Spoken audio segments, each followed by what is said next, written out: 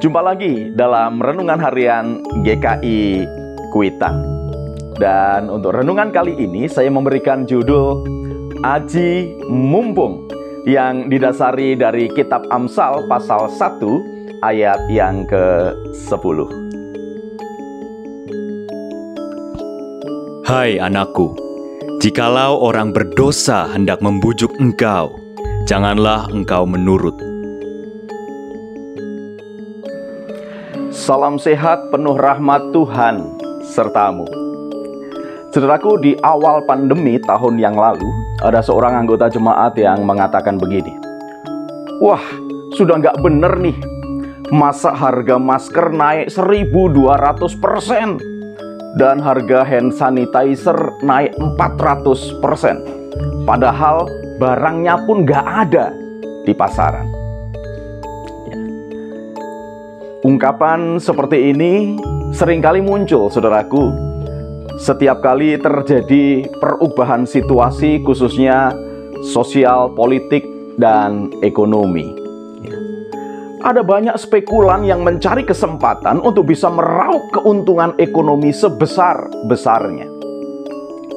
Bahkan di tanggal 21 Juli 2021 yang baru lalu kemarin ini, ada berita dari sebuah media online yang menyebut tentang adanya pemalsuan oksigen di daerah Jawa Timur, di mana tabung oksigen diisi dengan udara yang dipompakan dari kompresor tambal ban. Bayangkan, ya. Oksigen palsu ini telah merugikan para petani ikan hias yang gagal mengirim ikan hiasnya ke luar kota karena ikannya keburu mati.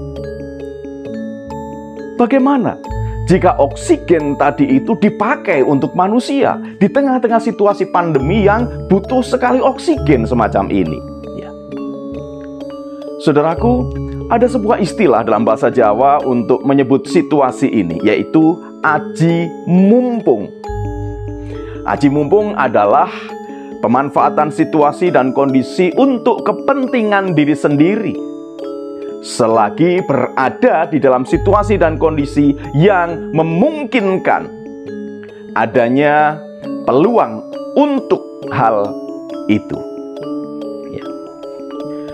Aji mumpung selalu berkonotasi negatif, karena aji mumpung ini senantiasa mendatangkan kesusahan dan kerugian bagi pihak-pihak lain.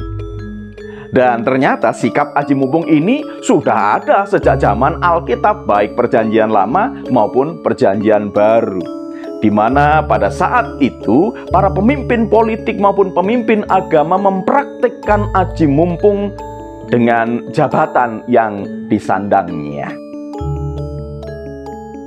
Seorang pujangga Jawa di abad 19, Ronggo Warsito, pernah mengkritisi tindakan aji mumpung yang terjadi pada zamannya.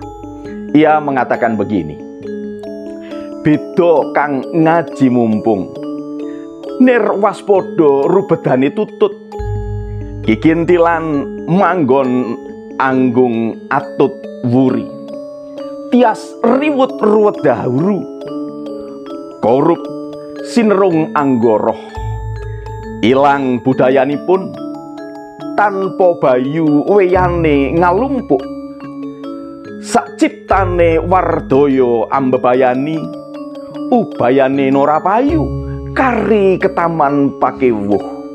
Ya. Kalau diterjemahkan secara bebas artinya, berbeda dengan yang bertindak aji mumpung, hilang kewaspadaan, masalah selalu mengikuti terus dari belakang.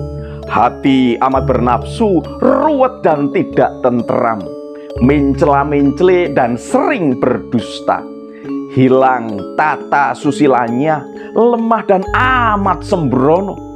Apa yang dipikirkannya berbahaya, janjinya tidak dapat dipercaya, akhirnya akan mendapat masalah. Dalam pengamatan Ronggo Warsito ini, orang yang melakukan tindakan aji mumpung tidak akan pernah merasa tenang di dalam hidupnya.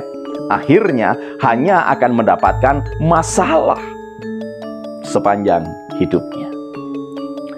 Saudaraku, Pandemi yang belum usai ini ibarat sebuah kawah candra di muka, di mana setiap kita sedang diuji untuk tetap dapat bersikap bijak dan bertindak adil serta benar.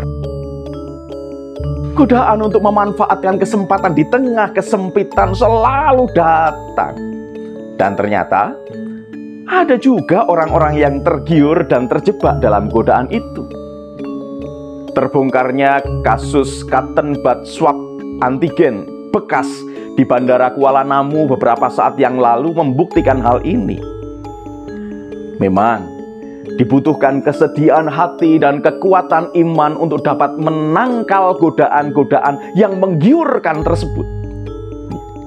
Maka benarlah apa yang dikatakan oleh penulis Amsal. Penulis Amsal menyebutkan, "Hai anakku, jikalau orang berdosa hendak membujuk engkau, janganlah engkau menurut." Kuasa kegelapan selalu menggunakan berbagai macam cara untuk kembali menjerat kita agar mengikuti keinginannya. Apabila kita tidak mengasah nurani dan mengasah kepekaan dalam merasakan kehadiran Tuhan, maka kita akan sangat mudah terjebak untuk bertindak aji mumpung.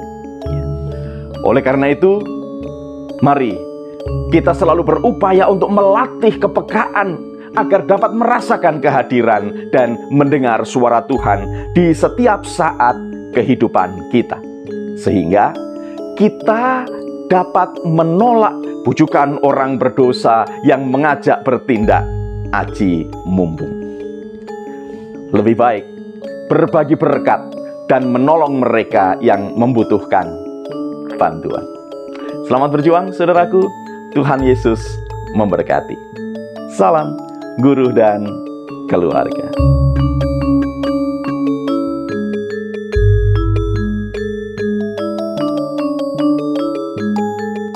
Saudaraku, mari kita berdoa.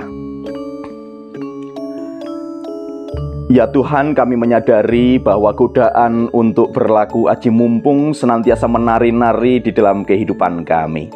Namun kami percaya bahwa Roh Kudus-Mu akan menolong kami agar dapat menangkal godaan-godaan tersebut.